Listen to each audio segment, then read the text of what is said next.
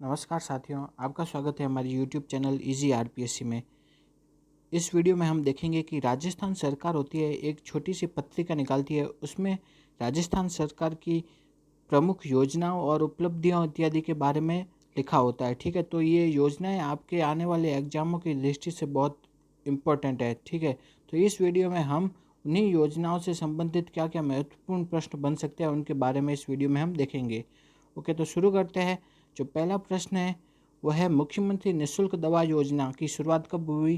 तो मुख्यमंत्री निःशुल्क दवा योजना की शुरुआत हुई 2 अक्टूबर 2011 को।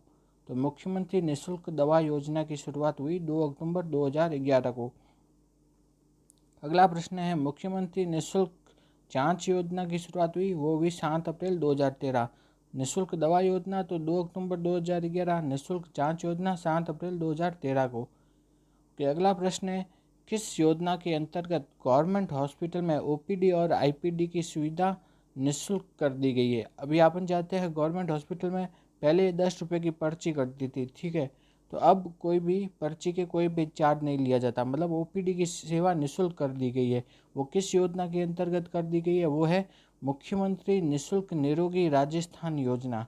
ठीक है, कौन सी है? मुख्यमंत्री निःशुल्क निरोगी राजस्थान। मुख्यमंत्री निःशुल्क निरोगी राजस्थान। ओके, अगला प्रश्न है, मुख्यमंत्री निःशुल्क निरोगी राजस्थान योजना की शुरुआत कब हुई थी?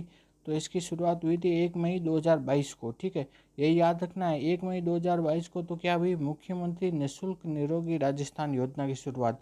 जबकि 1 मई 2021 को कौन सी योजना शुरू हुई? मुख्यमंत्री चिरंजीवी स्वास्थ्य बीमा योजना। ठीक है, पहले इसमें कितने लाख तक का फ्री इलाज किया जाता था? 5 लाख, फिर 10 किया गया, अभी वर्तमान में कितना है? 25 लाख तक का मुफ्त इलाज किया जाता है मुख्यमंत्री चिरंजीवी स्वास्थ्य बीमा योजना के अंतर्गत। ओके, अगला प्रश्न है, जन सूचना पोर्टल कब लागू किया गया? तो जन सूचना पोर्टल है 13 सितंबर 2019 को। ठीक है, तो जन सूचना पोर्टल कब लॉन्च किया गया? वो है 13 सितंबर 2019 को। तो आखिर जन सूचना पोर्टल है क्या? तो यह एक पोर्टल है जिसमें कि 115 विभागों की 335 योजनाओं के बारे में जानकारी उपलब्ध है।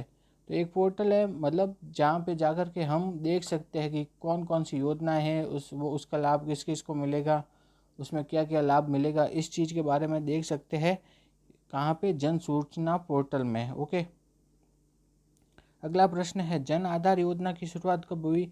तो जन आधार योजना की शुरुआत हुई 18 दिसंबर 2019 को। नेक्स्ट प्रश्न है, मुख्यमंत्री युवा संबल योजना। ठीक है, तो युवा संबल योजना किससे संबंधित है? वो है बेरोजगारी भत्ते से संबंधित।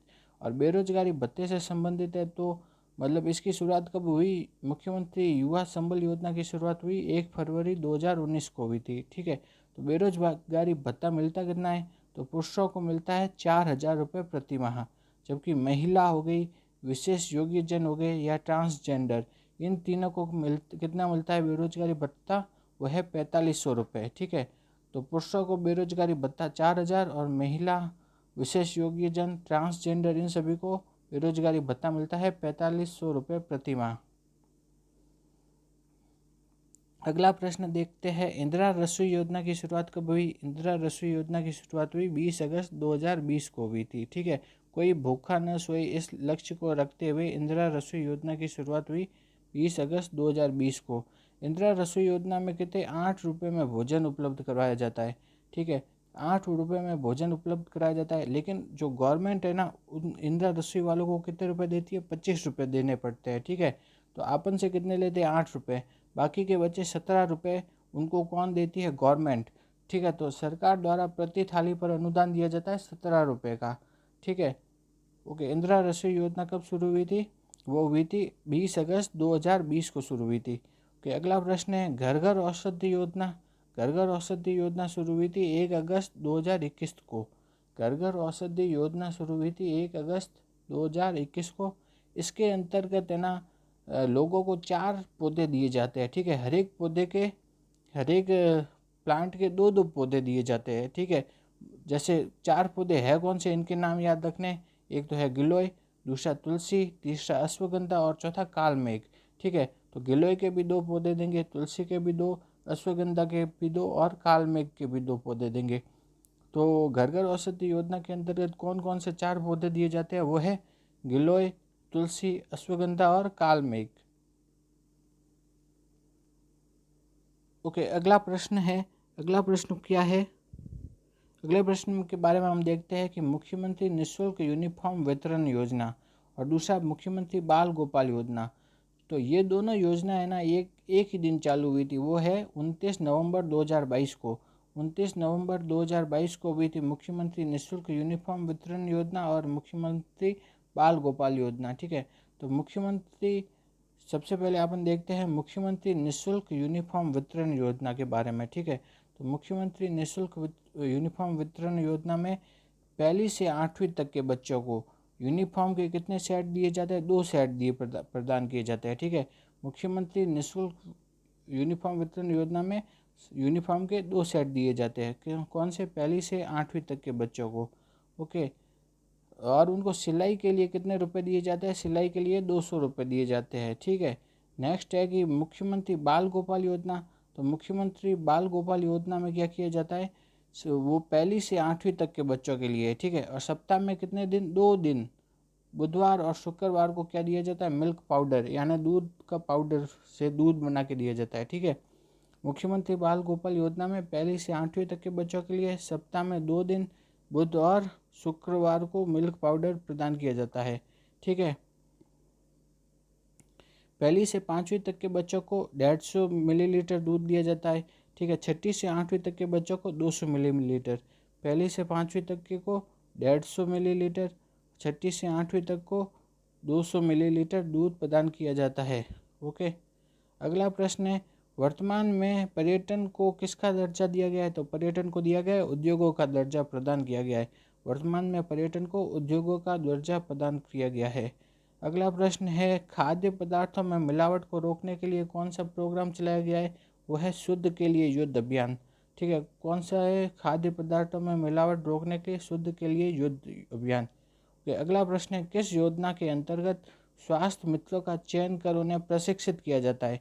तो स्वास्थ्य मित्रों का चयन कर उन्हें प्रशिक्षित किस में किया जाता है? निरोगी राजस्थान अभियान के अंतर्गत। तो स्वास्थ्य मित्रों का चयन करके उनको प्रशिक्षित किया जाता है निरोगी राजस्थान अभियान के अंतर्गत। ठीक है, तो एक है मुख्यमंत्री निःशुल्क निरोगी राजस्थान और एक है निरोगी राजस्थान अभियान। तो मुख्यमंत्री निःशुल्क निरोगी, उसमें तो क्या होता था? उसमें होता था आईपीडी एंड ओपीडी की सुविधा क्या की जाती थी? मुफ्त। और जबकि स्वास्थ्य मित्रों का चयन है वो है निरोगी राजस्थान अभियान में। ये दोनों याद रखने हैं। ठीक है, अगला प्रश्न है, अंत्योदय बीपीएल, स्टेट बीपीएल, इनके लोगों को 1 रुपये किलो की दर से प्रति माह कितने गेहूँ उपलब्ध कराए जाते हैं? वो है 5 kg। ठीक है, तो बीपीएल, स्टेट बीपीएल, अंत्योदय लोगों को है जो 1 रुपये किलो की दर से कितने गेहूँ उपलब्ध कराए जाते हैं? वो है 5 किलो गेहूँ उपलब्ध कराए जाते हैं। अगला प्रश्न है, राजस्थान सिलिकोसिस नीति कब लागू की गई? तो राजस्थान सिलिकोसिस नीति लागू की गई 2019 में। तो इस नीति के अंतर्गत जो सिलिकोसिस रोग से पीड़ित व्यक्ति है उसको है ना, जब उसके रोग की जो प्रमाणीकरण हो जाता है ना, तब उसे कितने लाख रुपए दिए जाते हैं? 3 लाख रुपए। ठीक है, तो राजस्थान सिलिकोसिस नीति 2019 के अंतर्गत क्या है? जो जब रोग से पीड़ित व्यक्ति की जो प्रमाणीकरण हो जाता है तो उसे दिए जाते हैं 3 लाख रुपए। और फिर उसे प्रति माह कितने की पेंशन दी जाती है? वो है 1500 रुपये की पेंशन प्रदान की जाती है। ओके, अगला प्रश्न है, राजस्थान कृषि प्रसंस्करण एवं निर्यात प्रोत्साहन योजना जो कि कब लागू की गई? 2019 को लागू की गई। ठीक है, तो वो है 12 दिसंबर 2019 को लागू की गई। और इस योजना के अंतर्गत क्या किया जाता है? इस योजना के अंतर्गत किसानों को बिजली, पूंजीगत ब्याज तथा भाड़े पर अनुदान दिया जाता है। तो राजस्थान कृषि प्रसंस्करण एवं निर्यात प्रोत्साहन योजना के अंतर्गत क्या किया जाता है? उसके अंतर्गत किया जाता है उनको बिजली पर, पूंजीगत ब्याज पर तथा भाड़े पर क्या दिया जाता है? अनुदान प्रदान किया जाता है। ये अगला प्रश्न है, एमएसएमई एक्ट 2019 ये कब लागू हुआ? तो एमएसएमई एक्ट 2019 लागू हुआ 17 जुलाई 2019 को लागू हुआ। ठीक है, तो एमएसएमई की फुल फॉर्म क्या होती है? ये एक बार पूछा गया है। एमएसएमई की फुल फॉर्म क्या होता है? तो वो होता है माइक्रो स्मॉल मीडियम एंटरप्राइजेस, सूक्ष्म लघु मध्यम उद्योग। ठीक है, तो इसके अंतर्गत क्या किया जाता है, एमएसएमई एक्ट हुआ था 17 जुलाई 2019 को। ठीक है, तो एमएसएमई एक्ट के अंतर्गत क्या होता है, उद्योग खोल लिया किसी ने, ठीक है, तो उसको उद्योग खोलने के 5 साल तक किसी भी प्रकार की परमिशन लेने की जरूरत नहीं होती है, और 5 साल तक उसके जो उद्योग में है ना किसी प्रकार का निरीक्षण इंस्पेक्शन नहीं भेजा जाता। ठीक है, तो उद्योग खोलने के 5 साल तक उसे परमिशन लेने की छूट और निरीक्षण की छूट मिलती है। ठीक है, एमएसएमई एक्ट के अंतर्गत। तो एमएसएमई एक्ट था 17 जुलाई 2019 को। तो एमएसएमई एक्ट 2 बार हुआ था। ठीक है, एक तो 2019 और अब वर्तमान में लागू किया गया है 2022 में। ओके, अगला प्रश्न है मुख्यमंत्री लघु उद्योग प्रोत्साहन योजना। तो मुख्यमंत्री लघु उद्योग प्रोत्साहन योजना कब लागू की गई थी, वो है दिसंबर 2019 में लागू की गई थी। तो इस योजना के अंतर्गत नया उद्योग चालू करने पर कम ब्याज पर वित्तीय ऋण उपलब्ध कराते हैं। मुख्यमंत्री लघु उद्योग प्रोत्साहन योजना में क्या है, उद्योगों को प्रोत्साहन करना है। प्रोत्साहन कैसे देंगे, तो कम ब्याज पर लोन उपलब्ध करा करके देंगे। ठीक है, अगला प्रश्न है राजस्थान निवेश प्रोत्साहन योजना, इंग्लिश में बोलते हैं राजस्थान इन्वेस्टमेंट प्रमोशन स्कीम, तो रिप्स, इसे शॉर्ट फॉर्म में बोलते हैं रिप्स, RIPS, रिप्स बोला जाता है। ठीक है, तो इसका उद्देश्य क्या है, इसका उद्देश्य है राजस्थान में निवेश तथा रोजगार को बढ़ावा देना। रिप्स का उद्देश्य क्या है, राजस्थान में निवेश और रोजगार को बढ़ावा देना। तो रिप्स 2 बार लागू की गई, एक तो 2019 में और 2022 में। तो रिप्स है 2019 एंड 2022 में रिप्स लागू की गई है। ठीक है, अगला प्रश्न है Rajiv Gandhi scholarship for academic excellence. तो Rajiv Gandhi scholarship for academic excellence, ये योजना कब चालू की गई, ये योजना चालू की गई 2021 में चालू की गई। ठीक है, तो 2021 में भी कब, 5 अक्टूबर 2021 को। Rajiv Gandhi scholarship for academic excellence 5 अक्टूबर 2021 को। ठीक है, इस योजना के अंतर्गत प्रतिवर्ष 500 बच्चों को विदेश जाकर उच्च शिक्षा प्राप्त करने का मौका मिलता है। ठीक है, तो बच्चों की संख्या कितनी है, 500। ओके, अगला प्रश्न है इंदिरा गांधी शहरी क्रेडिट कार्ड योजना, ये योजना भी कब चलाई गई, 2021 में चलाई गई थी। ठीक है, इस योजना के अंतर्गत क्या होता है, स्ट्रीट वेंडर, मतलब जो ठेले वाले लोग, सड़क पर जो ठेला लगाते हैं, स्ट्रीट वेंडर।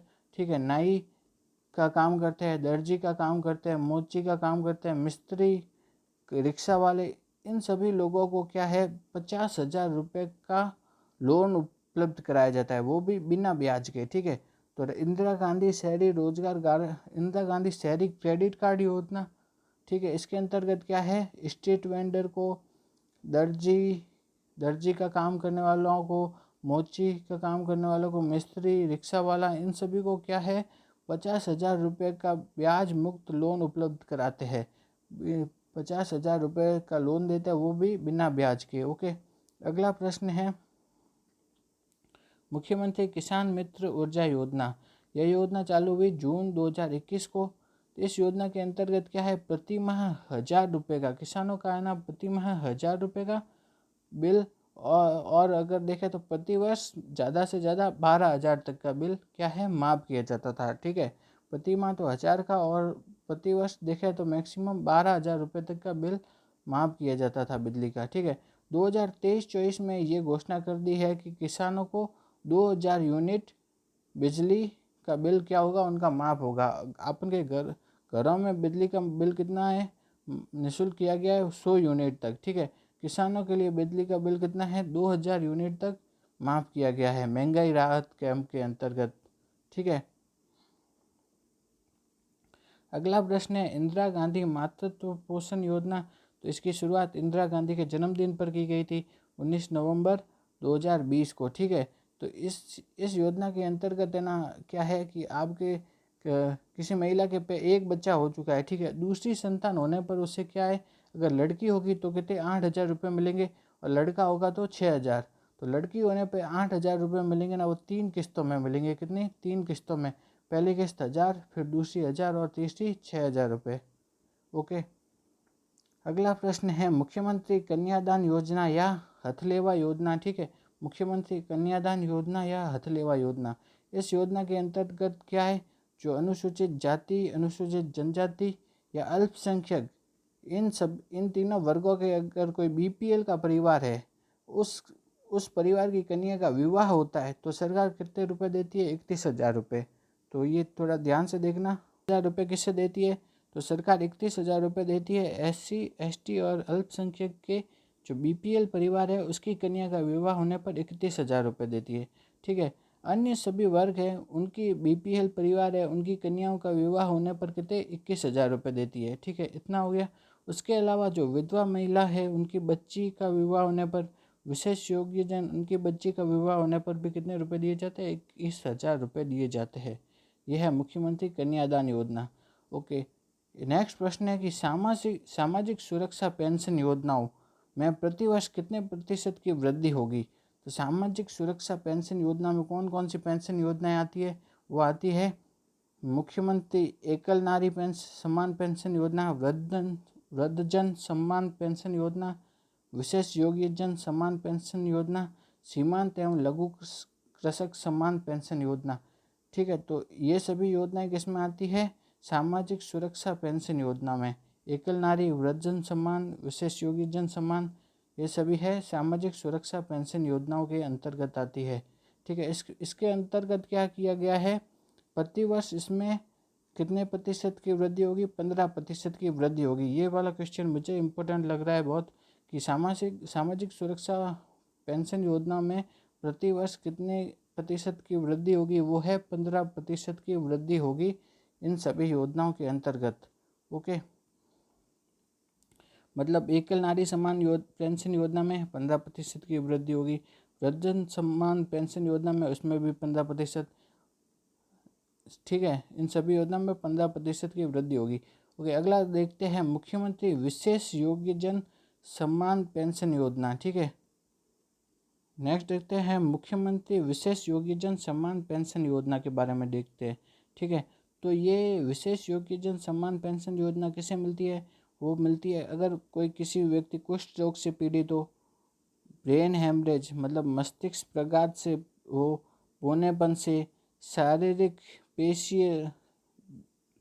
पेशीय दुष्पोषण से हो, ठीक है, तेजाब से पीड़ित हो, तेजाब आक्रमण से पीड़ित हो, अंधता से पीड़ित हो, श्रवण शक्ति का ह्रास हो, ठीक है, वाक एवं भाषा में दिव्यांगता हो, मतलब बोलने में थोड़ी उसे प्रॉब्लम होती हो, मानसिक रोगी हो, तंत्रिका तंत्र से संबंधित बीमारी हो, स्क्लेरोसिस बीमारी हो, हिजड़ेपन, प्राकृतिक रूप से हिजड़ेपन से ग्रस्त हो, पार्किंसन रोग से ग्रस्त हो, haemophilia, thalassaemia, sickle cell anaemia, इन रोगों से ग्रसित व्यक्तियों को क्या मिलती है, मुख्यमंत्री विशेष योग्यजन सम्मान पेंशन योजना।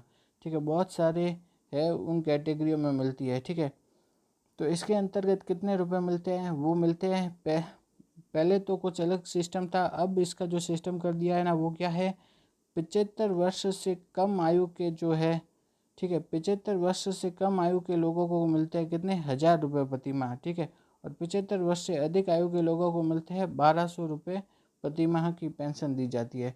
तो 75 से कम आयु के लोगों को देते हैं कितने, 1,000 रुपये, और 75 से अधिक आयु के लोगों को देते हैं 1,250 रुपये की पेंशन दी जाती है मुख्यमंत्री विशेष योग्यजन पेंशन योजना के अंतर्गत। ओके, अगला प्रश्न है पालनहार योजना। ठीक है, पालनहार योजना में क्या करते हैं, ठीक है, पालनहार योजना के अंतर्गत किन किन को लाभ मिलता है, वो है अनाथ बच्चे, ठीक है, या फिर है ना जिनके माता पिता को न्यायिक रूप से क्या हुआ, आजीवन कारावास हो गई हो, आजीवन कारावास हो गई हो, या मृत्यु दंड हो दिया गया हो। ठीक है, या फिर है ना क्या बोल सकते हैं, विधवा माता के बच्चे, पुनर्विवाहित विधवा माता के बच्चे। ठीक है, नेक्स्ट है HIV एड्स से पीड़ित माता पिता के बच्चे, कुष्ठ रोग से पीड़ित माता पिता के बच्चे, विशेष योग्यजन माता पिता के बच्चे, तलाकशुदा माता के बच्चे, या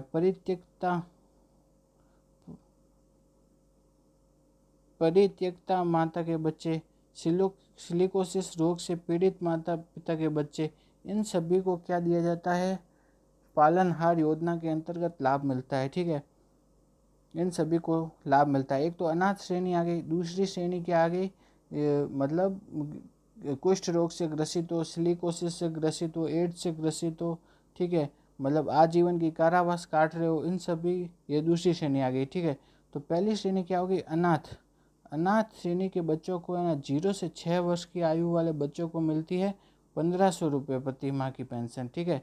और 6 से 18 वर्ष की आयु वालों को मिलती है 2500 रुपये प्रति वर्ष, ठीक है। तो अनाथ श्रेणी में 0 से 6 को मिलती है 1500, और 6 से 18 को मिलती है 2500 रुपये प्रति वर्ष की पेंशन मिलती है, ओके।